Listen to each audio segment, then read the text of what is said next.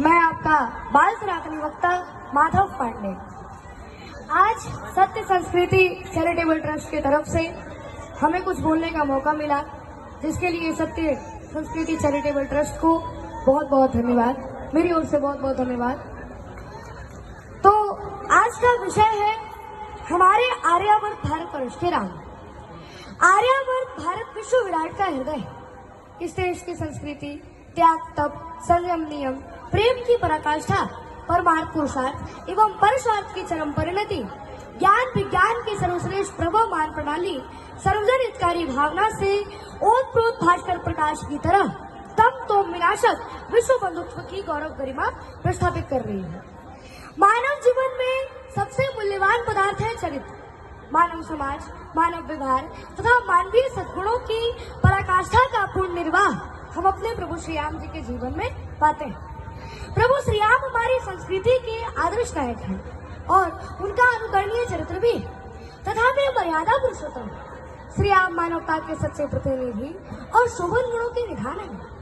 वे पूर्ण मानवता की आभा से भास्वर हैं। वे नरता की चरम विभूषण है, अनुशासित और आज्ञा पालक आदर्श पुत्र है, आदर्श पति और स्नेह मंडित आदर्श भाई भी है। जब लंका के युद्ध भूमि में मेघनाथ भैया लक्ष्मण को शक्तिमान से मूर्छित कर देता है, तब भगवान श्री राम अपने भाई को गोद में लेकर प्रलाप करने लगते हैं और वे कहते हैं कि देशे देशे कलत्राणि, देशे देशे च बांधवा, संतु देशेन पश्यामि यत्र भ्राता सहोदरः। अर्थात हे लक्ष्मण, वह बढ़ेगी। अर्थात हे लक्ष्मण,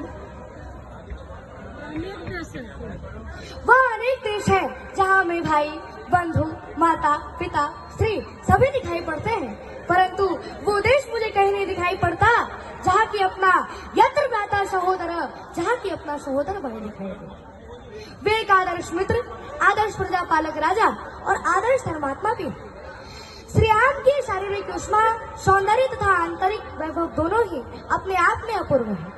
उनके विषय में वाल्मीकि मुनि का एक कथन है कि विष्णुनाम सदृशे विरजे सोमवत प्रिय दर्शनः, कालाग्नि सदृशे क्रोधे छाया पृथ्वी समः। अर्थात वे विष्णु के समान बलवान हैं। उनका लावण्ययुक्त तेजस्वी स्वरूप द्रष्टव्य है। उनका दर्शन तो चंद्रमा के समान शीतल है और वे क्रोध में कालाग्नि के समान है और वे पृथ्वी के समान क्षमाशील और क्षमावान भी। और इतना ही नहीं, बल्कि वाल्मीकि रामायण में वाल्मीकि मुनि ने यह स्पष्ट लिखा है और यह ब्रह्मा का भी उद्घोष है कि आवतस्था शक्ति गिरियः सरितश्च महीतले तावत् रामायण कथा लोकेषु प्रचरिष्यति। अर्थात जब तक धरती पर पहाड़ के अस्तित्व रहेंगे, नदियां बहती रहेगी, तावत् रामायण कथा लोकेषु प्रचरिष्यति, तब तब राम की कहानी घर घर में कही जाती रहेगी।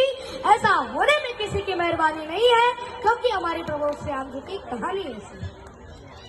और महाकवि जयदेव ने अपने प्रसन्न राघव नाटक में श्री राम के प्रति यह प्रश्न उठाया है कि कथम पुनः कवि सर्वे रामचंद्र में वर्णयन्ति।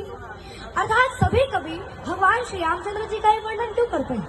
और इसका उत्तर वे स्वयं देते हैं कि नायम कविरो दोष है, इसमें कवियों का दोष नहीं है। तो फिर किसका दोष है भाई?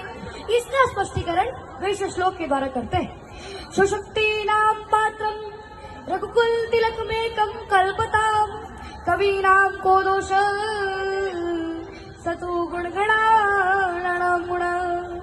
अर्थात दोष उन कवियों का नहीं है, बल्कि दोष उनके गुण समूह का है, जो कि बरबस करके अपने और आकृष्ट करके वर्णन करने हेतु बातें कर देते हैं।